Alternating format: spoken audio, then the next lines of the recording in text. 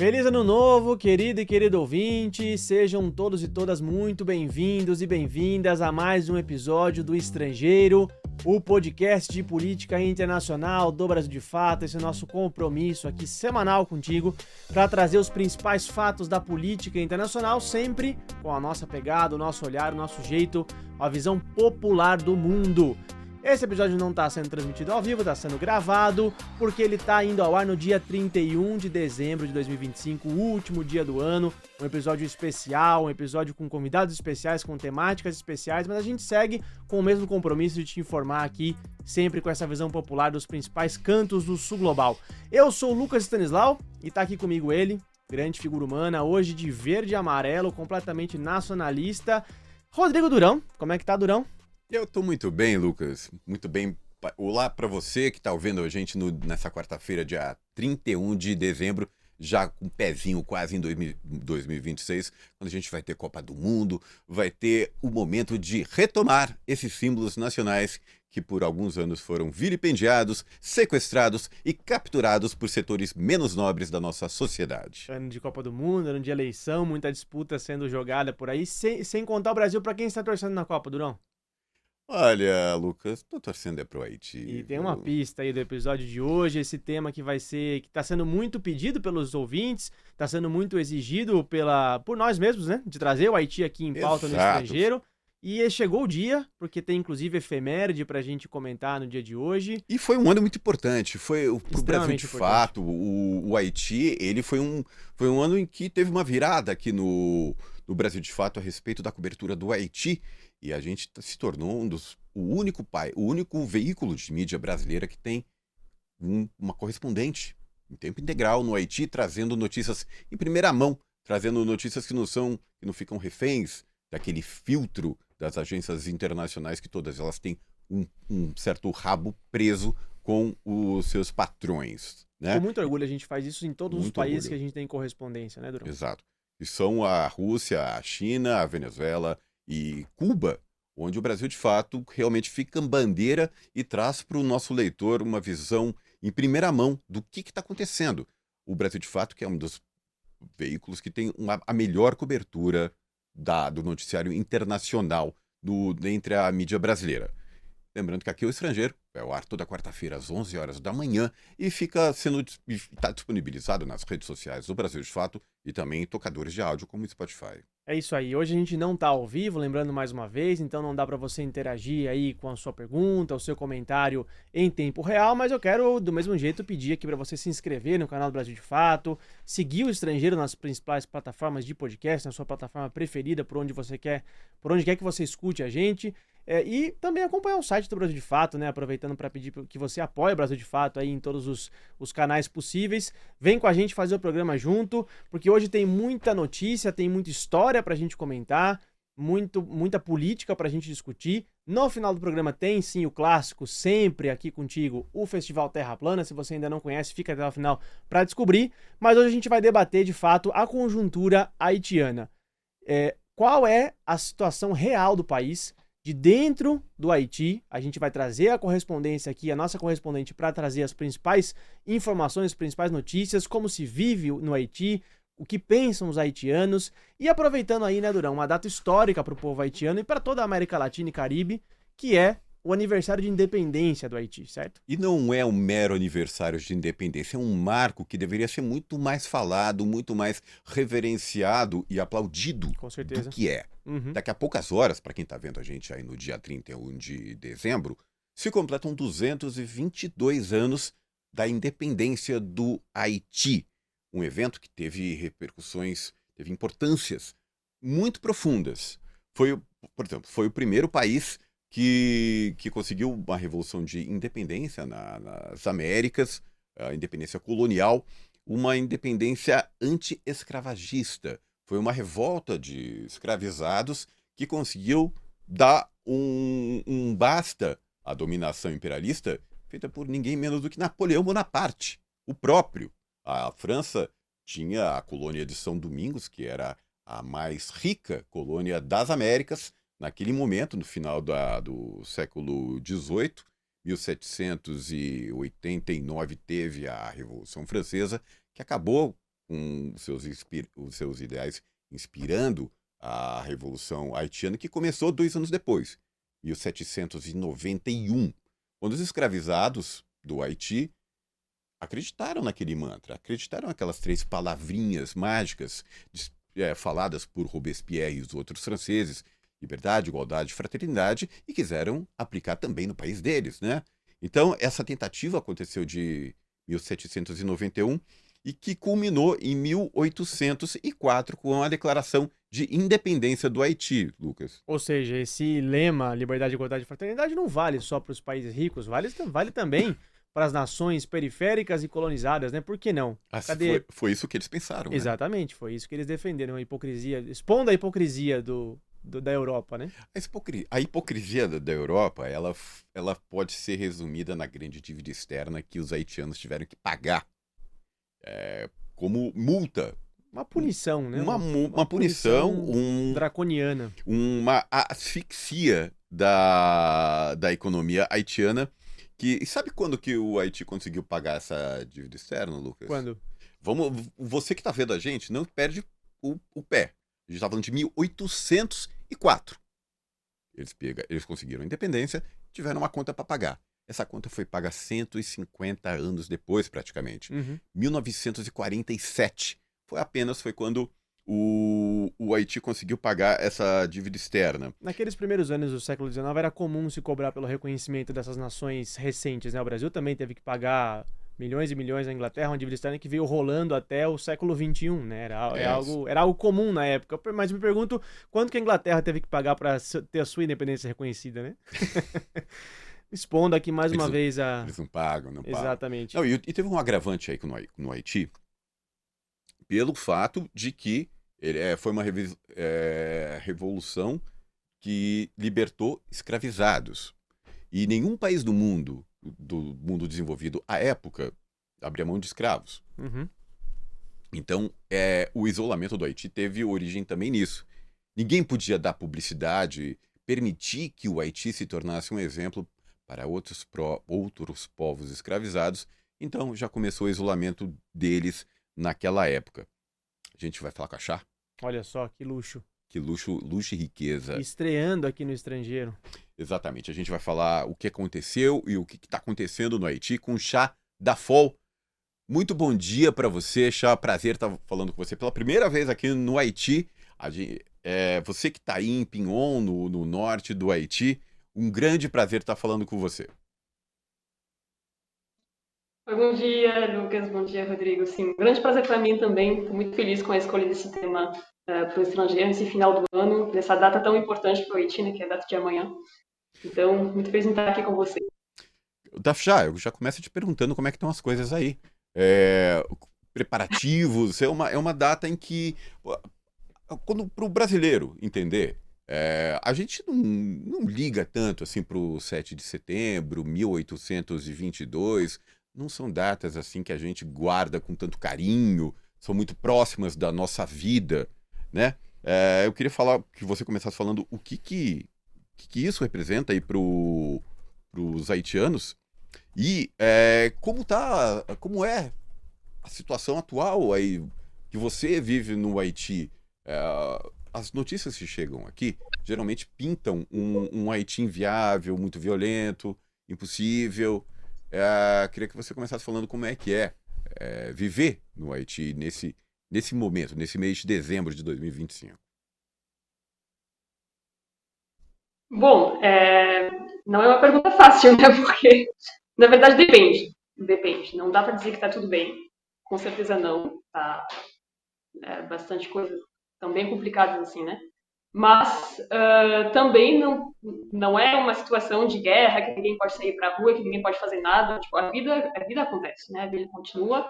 E essa questão, principalmente da violência, né, que as mídias internacionais relatam tanto, ela é muito localizada, né? Onde eu estou, por exemplo, agora, na cidade do interior, tá tudo tranquilo, assim, inclusive é muito seguro. Tem um problema com isso. Na capital, Porto Príncipe, todo o centro administrativo da capital está realmente tomado sim por gangues. Os próprios poderes políticos não podem acessar, né, o Palácio do Governo, esses lugares. tem muito controle das gangues também em bairros populares. Não é por acaso, a gente vai falar sobre isso. E, principalmente, eu acho que mais atrapalha a vida do país é a questão das estradas, né? As principais estradas do país, sim, estão controladas por gangues, às vezes completamente bloqueadas. E isso atrapalha muitíssimo a vida do dia a dia. Mas, no mais, em outros lugares do país, como onde eu estou agora, como em muitos lugares de Porto Príncipe também, enfim, os comércios, as escolas, o trabalho, tudo funciona, né? Tudo está acontecendo. Está difícil também, porque tem muitas questões estruturais, não tem um Estado presente, não tem muita dificuldade de acesso à luz, à água, não tem estradas decentes praticamente. Então tem muitas dificuldades, né? Mas não dá para pintar isso de uma forma assim muito, enfim, como se fosse só violência, só guerra. Não é exatamente isso que estamos vivendo. A situação é muito mais complexa que isso. Então, isso para te responder a primeira, que é a segunda pergunta, na real, que você fez, né? Sim. Bom, lembrando que nesse dia primeiro se comemora também de uma maneira peculiar essa independência, né? A sopa de abóbora. Sopa de abóbora que virou um símbolo de união. Foi uma história bonita que eu escutei aí, Chá. Você deve ter escutado muito mais também, a respeito da solidariedade que os haitianos exercem no dia a dia. E ela se manifesta nesse dia primeiro com a sopa de abóbora da madrugada. As pessoas fazem sopa e ficam passando de casa em casa, né? Deve ser um espetáculo bonito. Você não viu isso ainda, né? Mas promete, né? Pois é, ainda não vi, porque eu cheguei aqui no mês de junho, mas já ouvi muito falar. Eu acho que é um motivo de orgulho para falar sobre a questão da independência. Você falou 7 de setembro no Brasil. A independência do Haiti e do Brasil foram processos muito diferentes, né? Uhum. O processo de independência do Haiti, que foi o segundo país independente das Américas, né? Depois dos Estados Unidos, mas o primeiro, assim, que conquistou a independência por uma revolta de pessoas escravizadas, isso é um grande orgulho do povo haitiano, e até hoje, né? Eles estudam bastante essa história e tem essa consciência muito forte da, do impacto histórico que isso teve no mundo, na verdade, né? Eu acho que é um exemplo para todos os povos, né, do mundo. Então, é uma data muito importante, sim, apesar de todas as dificuldades que o país viveu depois. E esse lance da Subjumu, ela é muito simbólica, assim. Primeiro porque essa questão da solidariedade na cultura haitiana, ela continua muito presente. É um povo extremamente solidário, um povo que realmente cultiva uma fraternidade, né? Muito mais do que se vê na Europa. Assim, e a Surjumu era justamente um prato. O jumu é o que chamamos de girimum no Nordeste também, né? Sim, Uhum. sim. Então, é uma palavra A mesma origem, né? Etimologia. que diz indígena, inclusive. Então, isso, enfim, teria que entender melhor o que aconteceu hoje da colonização nesse continente. Mas era um prato que praticamente só os brancos comiam na época da colonização, que as pessoas escravizadas não tinham acesso. E, na verdade, quem popularizou ele depois era a esposa do Jean-Jacques Dessalines, que foi das grandes lideranças, né, da independência do Haiti. Marie Claire Bonnet se chamava, e ela acompanhava o Dessalines nas batalhas, né? Inclusive tem um papel muito importante das mulheres no Haiti, que é um papel silenciado também na história. E ela, além de combater ao lado dele, era também enfermeira. E ela acreditava muito na questão nutritiva dessa sopa, que era muito saudável, e quando podia dava também para os soldados. E foi ela que propôs, quando o país se tornou independente no 1º de janeiro, popularizar essa sopa, que era um prato de rico de branco, mas que na verdade era um prato saudável e que todo mundo teria que ter acesso. Então, além disso, tem essa questão do reconhecimento das mulheres também na questão da subjugação. Então, é um símbolo muito forte, assim, né, da independência do Haiti, da luta do povo haitiano e da igualdade de direitos também. E até hoje, até a nova geração, até hoje isso continua. É muito rico ouvir você falar, achar desse aspecto humano, cultural do Haiti, porque o que chega pra gente aqui no Brasil e também para a maioria dos países, né, pelas grandes agências internacionais, é o cenário apocalíptico quase do Haiti, que o Haiti é um estado falido, de fato, há uma crise brutal que estrutura o país, né? Mas pouco ou praticamente nada chega pra gente sobre esse aspecto humano, esse aspecto cultural e as iniciativas de resistência até do povo haitiano organizado, que a gente vai abordar no episódio de hoje, e também se debruçar um pouco sobre a crise haitiana, porque de fato, como a Chá já mencionou, o país sofre com a violência local, sofre com a ingerência externa, sofre com uma dívida que é histórica, né? Sofre com fenômenos naturais e epidemias que assolaram o país ao longo das últimas décadas, que foram provocadas por ingerência externa. A gente pode entrar aqui também no episódio de hoje, que tem muita coisa para a gente falar. Mas eu quero chamar aqui o nosso comentarista de hoje, que vem convidado ao estrangeiro também participar pela primeira vez aqui, o Paulo Almeida, que é militante do MST do Rio Grande do Sul, ex-coordenador da Brigada Dessalines, que morava no Haiti também, tem muita vivência aqui para compartilhar com a gente, e atualmente contribui fixa, né? no Instituto Educar do Rio Grande do Sul e na coordenação estadual do movimento do Rio Grande do Sul, a Brigada que, de fato, como disse Durão, segue lá, né? Dando assistência Desde e 2010 dando batalha no Haiti, em solo haitiano. Paulo, obrigado por ter aceitado o nosso convite de participar aqui do nosso podcast. E eu quero já emendar uma primeira pergunta para você, né? A gente já pincelou aqui alguns principais pontos da Revolução Haitiana nesse marco histórico para a América Latina, para o Caribe, para as Américas como um todo. Mas queria te perguntar, né? O quanto que você explicasse para a gente, mas você que viveu lá e tem toda essa apropriação da história e da política haitiana, o quanto que a Revolução simbolizou, o quanto de peso ela teve e tem para o Haiti, e o quanto que da crise estrutural que o país vive guarda relação com a punição que o país vem sofrendo, com o castigo ao qual o país vem sendo submetido desde a independência até os momentos atuais. Obrigado, Paulo, pela sua presença. Bom dia, Lucas, Rodrigo, Chá, prazer falar com vocês. Então, o Haiti ele tem uma história muito peculiar, né? O Haiti era um grande produtor de açúcar que fornecia para a Europa. Ele sozinho, uma pequena ilha de 27 mil quilômetros quadrados, produzia um terço do açúcar consumido na Europa. Isso nós estamos falando dos anos finais de 1700, ali 1790 e tal.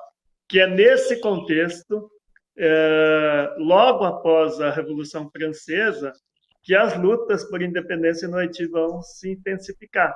Porque o lema, vocês já mencionaram, né, da Revolução Francesa, né, liberdade, igualdade, fraternidade, isso não servia para as colônias da França. Em nenhum momento isso chegou, né, até as colônias. Então, os haitianos, na época, eles também se sentiam, de alguma forma, cidadãos franceses. E esse foi o primeiro ponto de interrogação. Como que na França se faz uma revolução ainda que nos moldes que a gente conhece da Revolução Francesa, mas não chega nas colônias para nós que também somos cidadãos franceses. E aí começam a se organizar as lutas no território haitiano, que já tinha digamos, uma tradição de luta desde Macandal, de 1750 e poucos, aí, que já tentava, com o seu método, né? Tem um livro muito bom, inclusive, que trata a trajetória do Macandal, que se chama O Reino desse Mundo, do cubano Alejo Carpentier. Super recomendo. Então, é nesse contexto que os haitianos vão se organizar. Eu vivia na ilha, na época, né, em torno de 25 mil franceses, colonos, e mais de 500 mil africanos trabalhadores escravizados. Então, isso gerou um caldo imenso, e aí foram 13 anos de lutas, batalhas e tal, até que se chegou a 1º de janeiro, se decretar, né, então, a independência, 1º de janeiro de 1804, a independência haitiana. Isso traz um impacto para o continente todo que vivia sob o trabalho escravizado, né? Nas elites principalmente.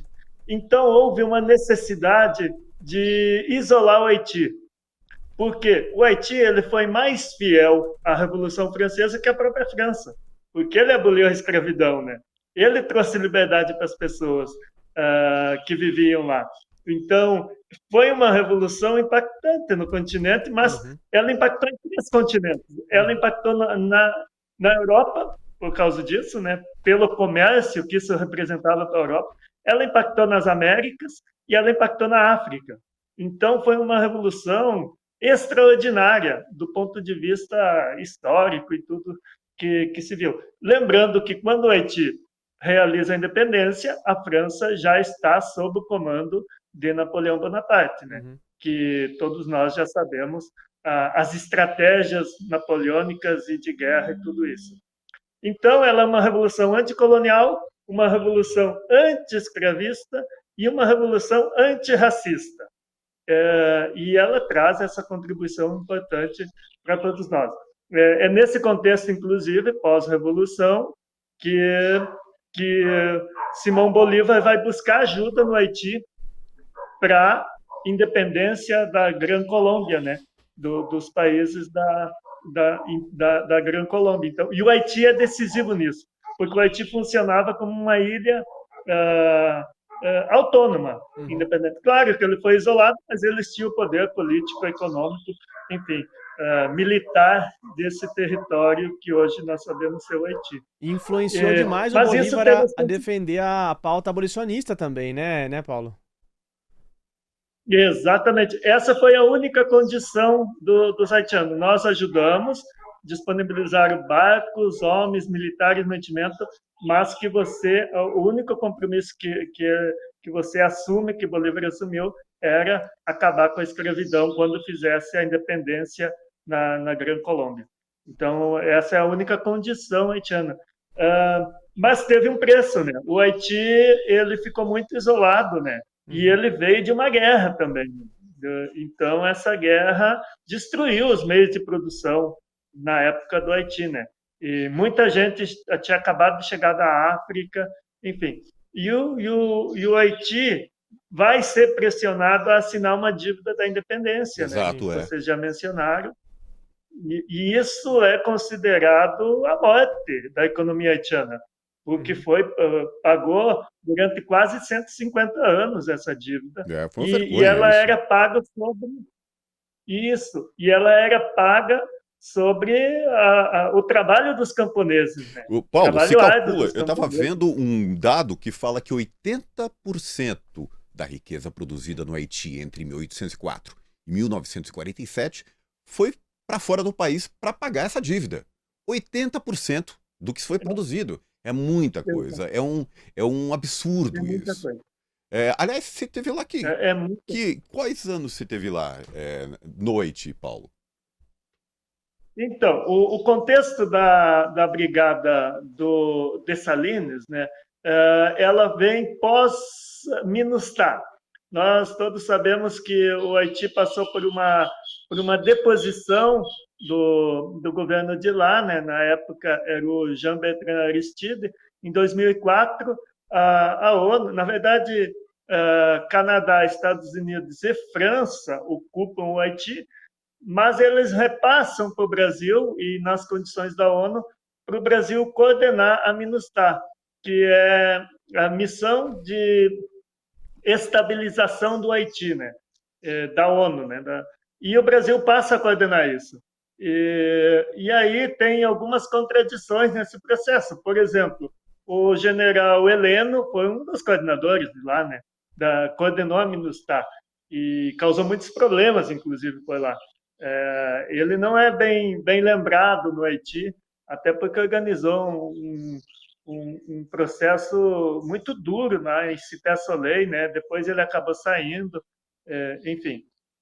Mas é nesse contexto que o MST começa a discutir uma solidariedade mais popular, de povo para povo com os haitianos, que não seja essa militar que o governo brasileiro estava fornecendo, só uma cooperação na área da segurança.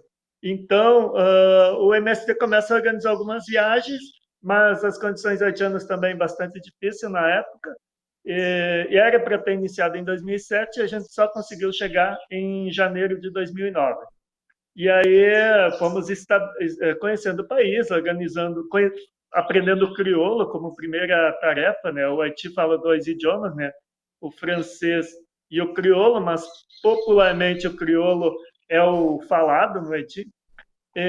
Organizando as condições para desenvolver um trabalho mais a longo prazo. Tanto é que a nossa companheira Chá está aí hoje, já se passou quantos anos? 18 anos, quase 16 anos da brigada, né, no Haiti. Então, é um período já de uma construção constante com os movimentos populares haitianos. E aí, em 2009, a gente foi, organizou, tentamos criar as condições para receber uma nova equipe, mas em janeiro de 2010 veio o terremoto, né, que foi muito impactante no Haiti. E foi um período muito difícil e de muita superação. Aí a Via Campesina, mais o MST, enviaram um grupo muito grande para lá. A gente ficamos em 30 e poucas pessoas naquelas condições haitianas, mas a gente conseguiu dar uma visibilidade nacional muito grande também para o nosso trabalho nas áreas de captação da água da chuva, de formação, de reflorestamento, né? O Haiti tem um problema ali com a questão ambiental, e também na área de produção de sementes, sementes de legumes. Então, a gente conseguiu viabilizar muitos trabalhos, e depois foi se colocando outros temas em pautas também no decorrer da brigada, mas foi um ano 2010 que aí, mais no final de 2010, tem o problema da cólera, né, que foi também um problema muito impactante, que foi disseminado também pelos militares, né, na água do rio Meie, que passa pelo centro do país, é um afluente do rio Lete Bonito, que é o maior rio do Haiti, e a população usa muito dessa água, né? Então, foi um período também muito difícil. O ano de 2010 matou muita gente, deixou muita gente infectada, porque ela matava se não buscasse tratamento até em 4 horas, né, de diarreia ou vômitos, né? Então, foi um período também de muita incerteza no Haiti. Mas aí, a partir de 2011, a gente conseguiu dar uma estabilidade melhor, diminuir o grupo de militantes que estavam por lá e manter os trabalhos. Mas o Haiti sempre foi isso aqui, um pouco para lá, um pouco para cá, né, no nosso trabalho. Muitas vezes foi bem, outras vezes a gente tem dificuldade justamente pela conjuntura haitiana. O Paulo citou a MINUSTAH, é um legado muito, muito, muito ruim que os militares brasileiros deixaram no país, uma ferida muito grande. E falando de ingerência, o país lida hoje, de novo, com mais uma ameaça de ingerência externa. Não para. Não para. Desde da dívida externa do século XIX até o início do século... As ingerências começaram no início do século XX. Até mesmo pela ditadura da família do Papa Doc, Baby Doc. E do Duvalier foi considerado o período mais sombrio do Haiti, que foi de 1957 até o começo dos anos 90, foi dominada por 2 déspotas tiranos. Inclusive, essa ditadura que era pró-Estados Unidos, pró-Washington, lidou com mão de ferro contra qualquer dissidência e, pior, Lucas, armou até os dentes aquele país. Claro. O Duvalier, o Papa Doc, ele tinha como forma de reprimir a oposição esquadrões da morte, grupos armados que tocavam o terror mesmo. E eles são a origem, os ancestrais das atuais gangues que, na última contagem, eram 280 gangues que atuam pelo país, né? Pois é, depois no governo do Aristide, o país viveu até uma certa esperança, com um governo um pouco mais progressista, né, de arejar um pouco a política institucional, mas, de fato, depois do assassinato do Jovenel Moïse em 2021, uma coisa ali marcante, né? Entraram no Palácio do Governo, assassinaram ele a queima-roupa, sangue frio. O país voltou a ser totalmente ameaçado pelos grupos armados. Que hoje eu até queria chamar a Chá de novo para a discussão, para ela dizer um pouco melhor, né? Como é que é esse clima tem novidade aí com também, os grupos armados, e também, Chá, como é que os movimentos daí, como é que os haitianos estão recebendo essa notícia de uma nova missão? Nova ocupação, né, gente? Uma nova ocupação. Vamos falar as palavras corretas. Como está sendo classificada pela maioria dos movimentos, dessa vez liderada pelo Quênia, né? Um país africano que está sendo empurrado para uma missão no Caribe, assim, completamente descontextualizado, e que está sendo rejeitado completamente pelos movimentos haitianos, né? Inclusive, está sendo aprovada uma missão da Blackwater. Os mercenários que atuaram no Iraque, pelos Estados Unidos ali e tal. A ideia é se mandar 5.000 mercenários da Blackwater para promover segurança no Haiti, né? Chá, o que você tem a dizer a respeito disso? Vai vir mercenário aí do Blackwater para atuar aí no Haiti? É isso mesmo? Então, primeiro tem pouca informação, na verdade. Tem muitos boatos que circulam, né? A gente acredita sim que esse contrato foi assinado com a Blackwater, mas também não tem detalhe de quando eles vão chegar, quantos exatamente vão chegar, quantos já chegaram. Às vezes diz, mas já teve ataque de drones, como assim? Tipo, um pouco a mesma coisa com essa atual transição que a gente tem das forças da ONU, né? Aliás, a gente teve, depois da MINUSTAH, teve desde 2023, que se chama a MAS, que é a Missão Multinacional de Apoio à Segurança, que era essa encabeçada por Quênia, principalmente com soldados quenianos, tudo isso financiado por potências imperialistas, né? Tudo isso financiado por Estados Unidos, França, Canadá, que são as mesmas potências que criam o caos no Haiti, né? Já começa tudo errado. Assim. Enfim, essa missão a princípio teria acabou agora em 1 de outubro, e substituíram ela agora por uma força de repressão das gangues, que vai ter, na prática, muito mais margem de ação. Ela já não precisa mais atuar ao lado da polícia haitiana, por exemplo. Pode ter mais autonomia, pode prender pessoas sem processo nem nada. Enfim, tem várias questões. Por isso que eu acho que foi muito importante que você trouxe agora, Rodrigo, essa questão das palavras que a gente usa. A gente está falando de ocupação, né? Ou até mesmo de invasão, de ingerência estrangeiras. A gente não está falando de resolver um problema, assim, na prática. Assim como quando a gente fala das gangues, a gente está falando de bandidos. Então tem muito também, houve pelo menos esse discurso de que as bandas armadas, os bandidos que estão atacando agora o Haiti, teriam alguma ideologia revolucionária, nada disso, não tem nada disso. A gente está falando de bandidos que estão atacando diretamente o Estado haitiano, as instituições do Estado haitiano e a população, e massacrando a população mesmo, e sem nenhuma piedade, assim. Então, e esses bandidos, o Haiti não fabrica armas. Esses bandidos que ganham dinheiro com o tráfico de drogas, o Haiti não produz drogas. Então, está falando de tráfico internacional. Esses bandidos eles são financiados, eles foram colocados lá por potências estrangeiras, né? E que agora chegam com uma tal de solução, que seria uma nova ocupação militar. Então, acho que tem essa primeira crítica de onde vem, né, de onde vêm essas forças da ONU, né, que financia elas, que são os mesmos que criam o problema. E tem uma constatação óbvia de que elas não estão resolvendo nada. Nem a MINUSTAH resolveu alguma coisa, a MAS resolveu alguma coisa, e nem as forças de repressão afegãs vão resolver alguma coisa. Não é nem a proposta delas. O caos continua no país. Então, essa é a primeira crítica. E, enfim, a outra coisa que tem que lembrar é que não se combate a violência e a insegurança com mais violência e insegurança. A gente teve um exemplo no Rio de Janeiro, recentemente, com a chacina. A gente sabe que isso não resolve absolutamente nada, que isso é só um banho de sangue, e quem vai acabar morrendo, quem vai acabar sofrendo mais com essas ocupações militares é a própria população. E isso que já está acontecendo foi desastroso com a MINUSTAH e continua sendo. Então, os movimentos sociais haitianos, populares, são absolutamente contra essas ocupações militares no Haiti, que são patrocinadas pela ONU, que na real são bancadas pelas mesmas potências que criam caos no Haiti. Isso é fundamental. Eu te imponho uma crise, eu te vendo uma solução, eu te vendo uma guerra, eu te vendo armas, e agora eu te vendo outra solução com mais arma e mais violência. É uma loucura, né? E eu ainda te impeço de se levantar. É isso.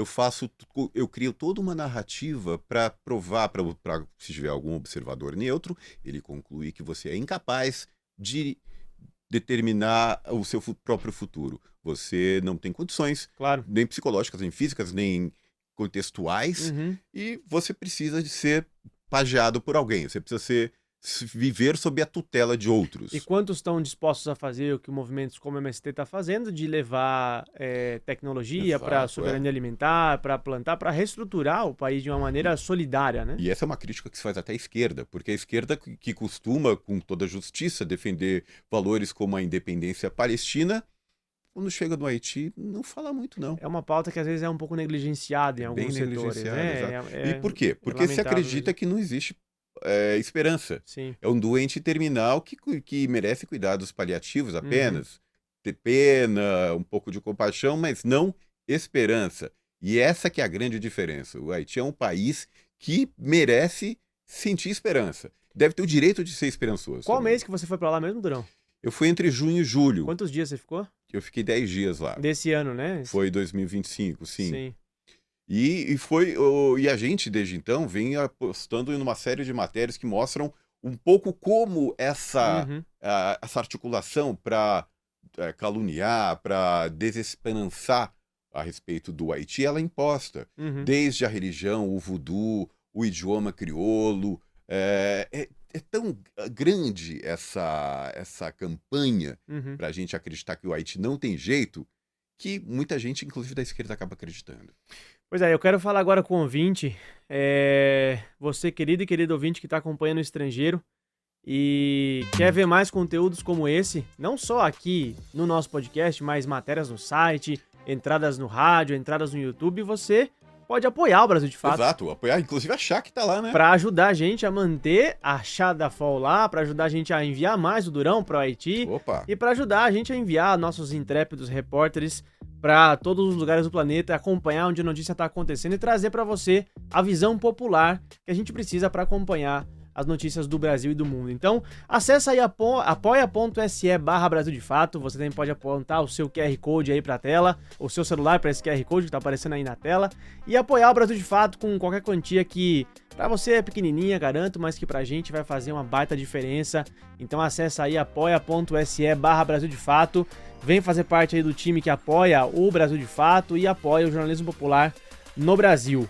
Eu quero chamar o Paulo de novo aqui para conversa, Paulo, para te perguntar como é que a sociedade haitiana, os movimentos haitianos, os trabalhadores haitianos se organizam para resistir a seja a violência local, a violência interna, seja aos governos, né, historicamente constituídos ou tentativas de governo constituídos no Haiti, e seja as ingerências, as intervenções externas, né? Como é que a sociedade haitiana e os trabalhadores haitianos organizados se movimentam e resistem a essas investidas?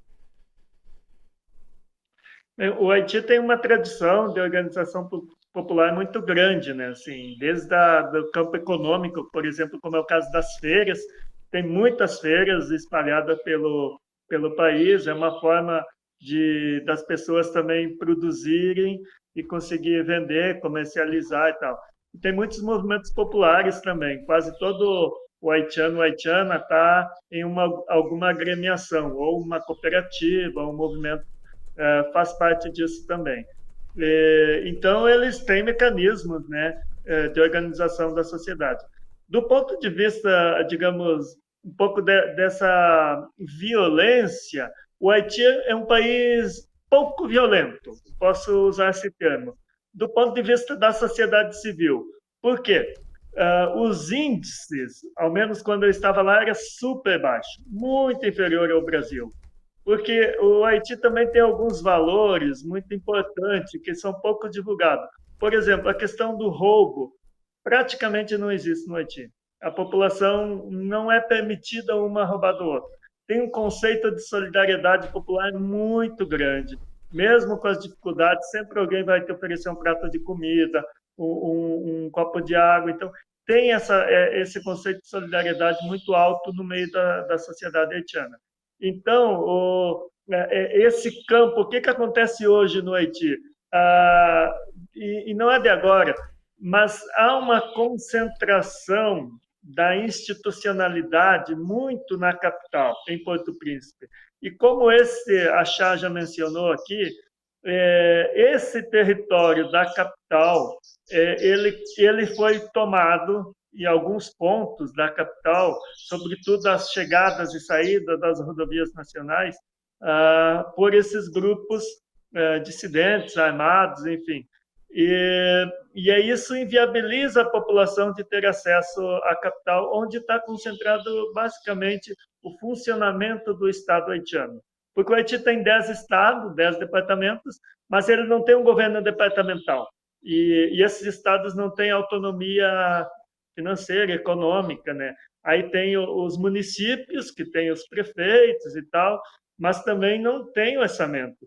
Então, isso dificulta muito, de fato, a vida da população haitiana. Mas, no interior, o Haiti profundo, como a gente se diz, ele segue funcionando, né? As pessoas seguem através da sua economia solidária, das feiras, dos seus movimentos sociais, o Haiti segue funcionando e de uma maneira, eu diria assim, pouco violenta, porque tem esse conceito da violência no Haiti. Claro que tem esses pontos aí, sim, que são pontos estratégicos, mas que o Haiti mais profundo ele segue segue fluindo, né? Como sempre fluiu. Exatamente, foi o que eu percebi quando estive lá, junto com a Chá, em junho, julho, um lugar extremamente pacífico. Eu senti isso, era a sensação que eu tinha de que podia se confiar nas pessoas, eu não senti nenhuma sensação de insegurança. Mas, Chá, volta para cá, explica pra gente politicamente o que está acontecendo. O Lucas falou que desde 2021 não tem um governo central, não tem um chefe do executivo, mas existe um governo interino que se comprometeu a realizar eleições, que tem uma rotatividade ali no poder. Explica pra gente melhor o que está acontecendo desde 2021 e o que se espera que aconteça nesse ano de 2026. Então, realmente politicamente está um caos só bem orquestrado, né, pelos Estados Unidos.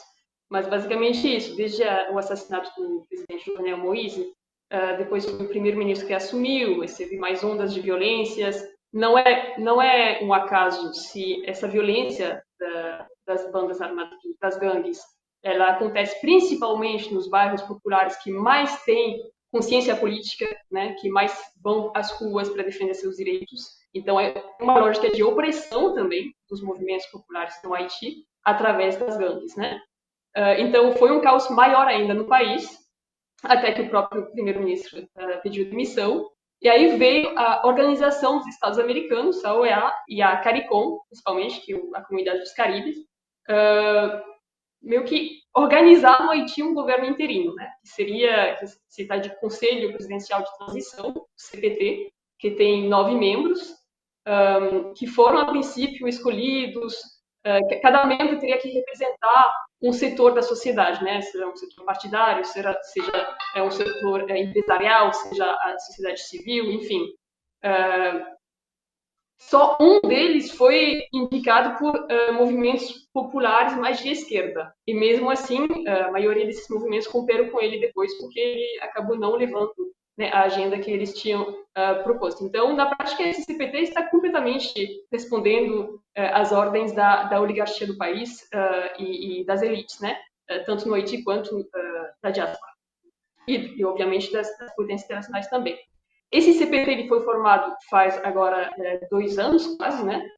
Com um mandato de 2 anos, na real, que devia acabar que deve acabar em fevereiro de 2026. Ele tinha 2 missões, que era, primeiro, restabelecer a segurança do país e organizar eleições democráticas, né? Que são 2 missões que vão junto, né? Não tem como ter eleição se não tem segurança.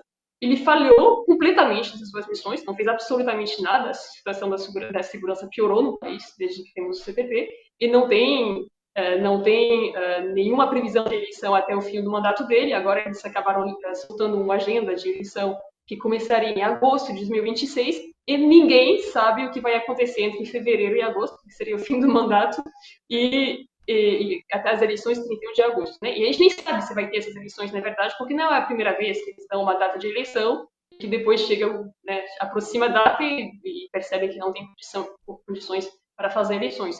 E fora isso, estamos num contexto que não tem parlamento, todos os mandatos dos deputados acabaram, os mandatos locais também acabaram, então os prefeitos da cidade ainda continuam ali, mas na verdade eles já não têm mais legitimidade também.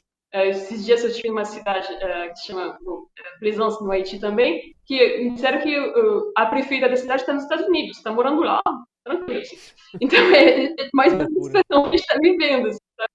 Assim, não tem realmente poder legítimo atualmente no Haiti. Então as coisas acontecem, a população faz acontecer muita coisa, a população tem uma força muito grande, não só na solidariedade, como a gente falou, como o Paulo mencionou, mas também na auto-organização, né? Uma estrada está impraticável, as pessoas se mobilizam e vão consertando as coisas. E é isso mesmo que acontece. Mas o Estado está completamente ausente atualmente no Haiti. A autogestão, né? A cefalia do país impulsiona a autogestão popular. Né? Impulsiona uma coisa bonita. Exato. Um dos 3 alicerces da cultura haitiana, junto com o crioulo, o voodoo, é essa sensação de mutirão, de solidariedade, as pessoas fazem as coisas juntas. É bem palpável isso. Agora, Chá, se os movimentos populares, num primeiro momento, integraram esse comitê de transição e romperam com ele, hoje, qual que é a saída que os movimentos apontam para a resolução da crise? Quais são as propostas e as demandas dos movimentos organizados? Por isso, não tem como separar a questão interna do Haiti com as questões internacionais, né, com a Uhum, ingerência. Então, eu acho que a grande pauta, assim, o que pedem os movimentos populares é a soberania, é claro. poder decidir o que vai acontecer com o país, que o povo seja soberano. Enquanto tiver uma ingerência dos Estados Unidos, da França, do Canadá, de outras potências, com ocupações militares, com acordos com as elites financeiras e política, não vai ter saída dessa crise. É simples assim. Então, os movimentos populares estão pedindo solidariedade internacional e não ingerência, que é muito diferente. Solidariedade, como o MST está fazendo agora no Haiti, solidariedade dos povos, solidariedade dos países do Sul. Vocês falaram muito bem o quanto a esquerda brasileira, mas também a esquerda latino-americana está completamente desconectada do Haiti, não se solidariza com o Haiti. Então, precisamos nos mobilizar em outros países também para apoiar o Haiti, para apoiar o processo popular no Haiti e para denunciar o imperialismo que está agora, desde sempre, agindo contra o Haiti. Então, acho que a grande pauta é a soberania, né? E, obviamente, Claro. parar com o massacre da população, fazer verdadeiras políticas sociais, verdadeiras políticas de segurança que não passem pelo massacre da população. Assim, né? São essas linhas. Pois é, né? Um cenário pouco promissor para o ano que vem, mas vai ter Copa.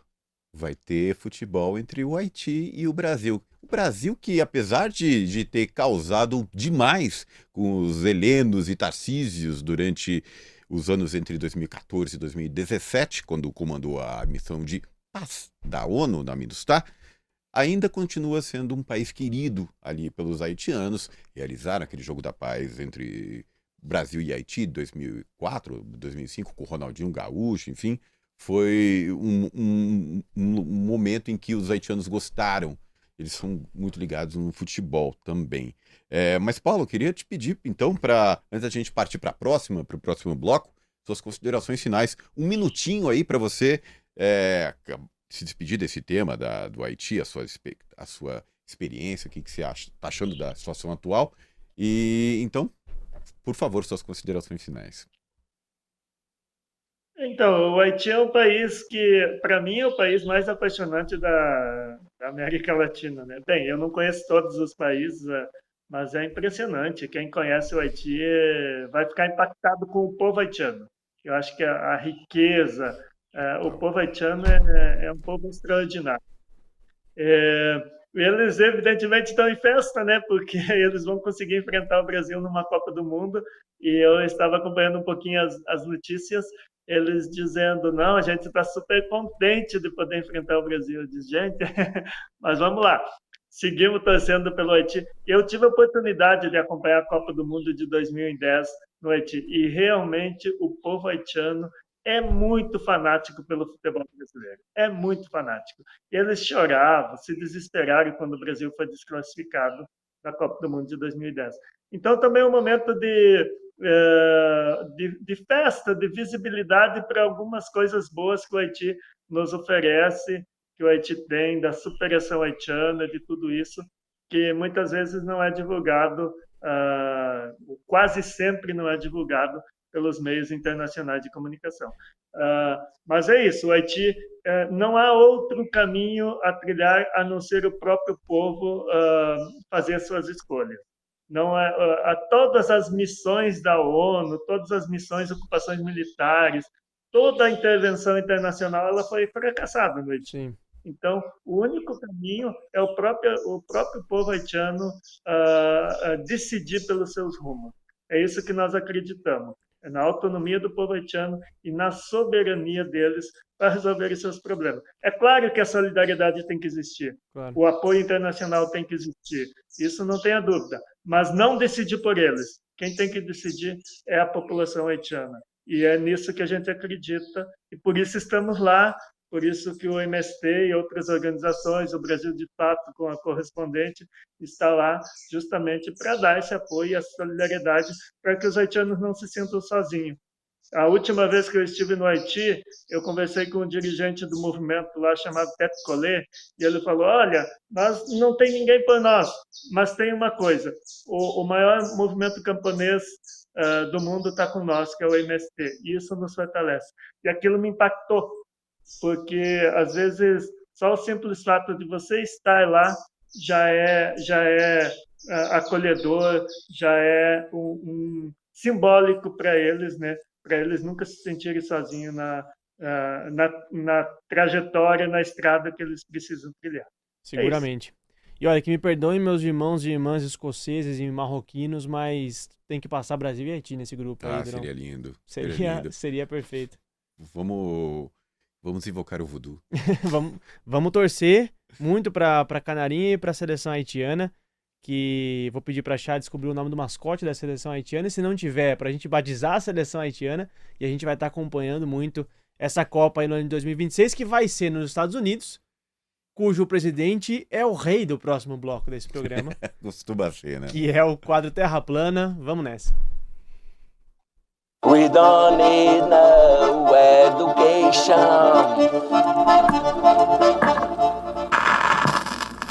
A Terra é plana. Então tá bom.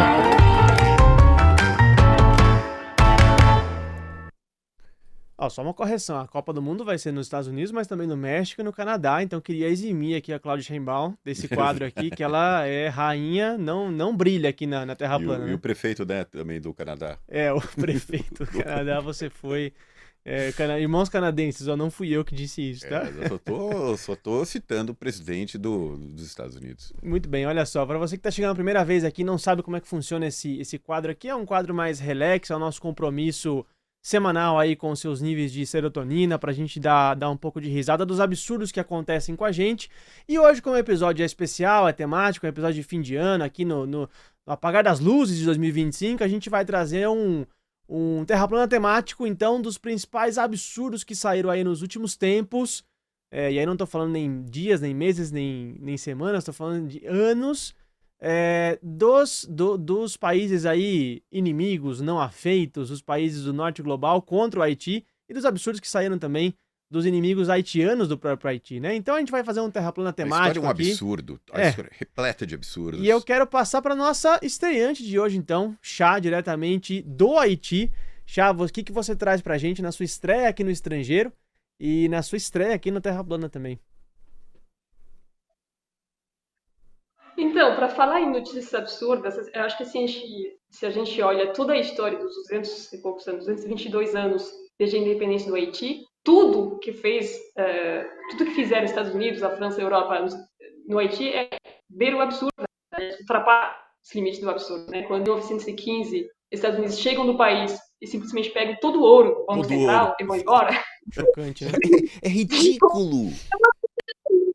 Não tem nem como, isso não é possível, né? Não é possível. Depois da ditadura, o povo haitiano elege um presidente que ele escolheu, que foi o Aristide, que vinha da teologia da libertação, que era uma liderança extremamente popular. E poucos meses depois, simplesmente, os Estados Unidos tiram ele de poder, porque eles não estão de acordo com isso. É um absurdo também. Então eu tive um pouco esse desafio, assim, de como é que eu vou achar uma notícia ainda mais absurda, né? Porque tudo que acontece no país, mesmo na atualidade, às vezes é tipo, meu Deus, a gente olha isso, não pode ser que isso aconteça, que o mundo continue não girando, né, capotando, que é plano, mas eu quis trazer uma coisa um pouco diferente, que é mais um recado, assim, para os grandes defensores, os verdadeiros defensores da Terra plana, e que, apesar de tudo que está acontecendo no Haiti, apesar de não ter realmente poder político em vigor, pelo menos legítimo, não ter parlamento atuando, eles continuam aprovando leis. Eles aprovaram uma lei este ano que é a legalização do aborto em alguns casos específicos, né? Que são parecidos com o Brasil, caso de estupro, caso de risco para a saúde da mulher e caso de incesto, eu acho. Essa lei entrou em vigor agora em 24 de dezembro de 2025, então um grande avanço progressista no país. E isso acontece num contexto... A gente não imaginaria que isso pudesse acontecer nesse momento no Haiti, principalmente porque não tem de luta popular nas ruas, né, dos movimentos feministas. Com certeza teve uma mobilização feminista por trás, nos bastidores, mas eu acho que é um bom recado dado aos imperialismos, a essa onda de conservadorismo que está acontecendo em todas as... O Haiti continua em pé e sem que ninguém entenda como essa lei foi aprovada, nem por que, se a gente olha o CPT, esse conselho presidencial, só tem uma mulher dentro, por exemplo, sem que ninguém entenda como isso aconteceu e uma boa resposta dada pro Trump. Eu aposto que você não vai ler isso na Reuters e nem na AFP. Seguramente. Essa notícia. É por isso que é bom ter você aí, Chá. Sensacional, Chá. Maravilha. Rodrigo Durão, o que você traz pra gente, camarada?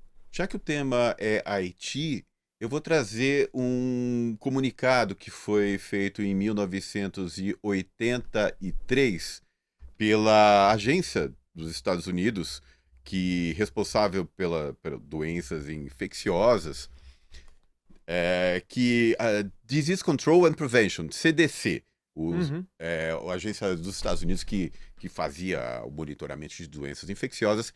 Em 1983, fazendo sua primeira comunicação oficial a respeito da AIDS, que estava crescendo, ela instituiu que existiam grupos de risco, os 4Hs.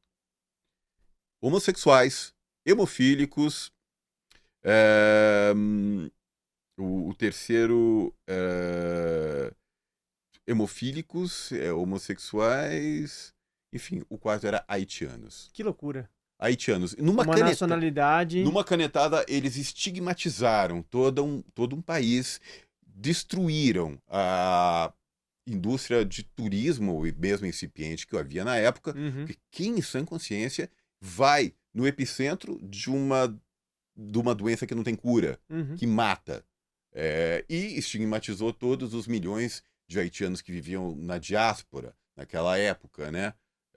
Lembrando que nos anos 80 a AIDS era um tabu infinito, e você ser considerado uma pessoa com AIDS era uma condenação a você viver um ostracismo social. E isso foi feito, Lucas. O curioso foi que essa sandice foi inventada com base em 5 diagnósticos que haviam sido feitos em 81, 2 anos antes, que 5 haitianos haviam sido infectados. Isso foi suficiente para eles dessa maneira absolutamente irresponsável, que parece uma atrapalhada cruel. Mas quando você vê todo esse contexto de difamação, você vê que não foi uma atrapalhada cruel, foi simplesmente mais um passo de um projeto que dura mais de 200 anos para convencer tanto eu, você, como você, que está aí em casa vendo a gente, de que o Haiti não tem jeito, é inviável, né? É tudo de ruim. Seguramente. Eu vou para séculos mais recentes, especificamente ano passado, que comprova que o colonialismo ele segue com traços muito fortes. Emmanuel Macron, atual presidente da França, numa conversa ali com um desses premiers que passaram meteóricos aí no governo de transição, foi flagrado, vazou o áudio dele ali dizendo assim que os líderes haitianos eram imbecis porque forçaram a renúncia daquele então premier. Ou seja, falta de respeito. Qual é a pretensão de um presidente francês, classificando que sejam maus governantes, mas qual é a pretensão dele classificar as pessoas como imbecis? E a liberdade uma pretensão colonial quase, né? Assim, a sensação de impunidade. Impunidade. Paulo, camarada, muito obrigado por estar aqui presente no episódio de hoje no Estrangeiro, episódio especial sobre Haiti. Volte mais vezes, queremos mais conversar contigo. E para quem vai ser o voto, escolha uma dessas 3 notícias absurdas aqui, por favor. Qual você acha mais absurda de todas? Todas absurdas. Mas eu vou ficar com a do Rodrigo. Por quê? Porque antes de eu ir para o Haiti, eu tinha essas informações também. Sim. E isso, inclusive, impacta o teu jeito que você olha a população haitiana, o teu jeito que você olha o mundo haitiano, as pessoas, o popular. E existem muitos casos lá. Então, desses contos, inclusive, de colocarem dinheiro, de inflar os números, de dizerem que as pessoas são tratadas e que, na verdade, não é, que não existe. Então, justamente porque lá no Haiti, só me dá um segundinho mais, tem muitas ONGs que atuam e elas angariam recursos fora com essas justificativas. E nessa área da saúde tem muitos casos desses e a população haitiana não é isso como a gente. Então, eu acho que eu vou ficar com esse absurdo da terra plana aí que o Rodrigo trouxe. Chá, muito obrigado, querida, pela participação aqui. Siga firme aí no trabalho, que a gente espera mais notícias suas. E quando sempre que puder, volte ao Estrangeiro, por favor. E Rodrigo Durão, muitíssimo obrigado por mais esse episódio e parabéns pela vitória no Terra Plana. Começando o ano bem, né? Pé direito. Feliz ano novo para você que tá vendo a gente. Lembrando que o Estrangeiro é escrito por mim, Rodrigo Durão e Lucas Stanislau, com direção e produção de Letícia Holanda, edição e sonorização de Victor Martins, operação do switcher de Otávio Gabriel, com identidade visual feita por Rafael Canoba. No Brasil de Fato, a coordenação de jornalismo é da Monize Ravena e Lucas Stanislau, coordenação de redes sociais de Rafaela Cury, direção executiva de Nina Fidelis. Querido ouvinte, feliz ano novo e até a próxima. Até!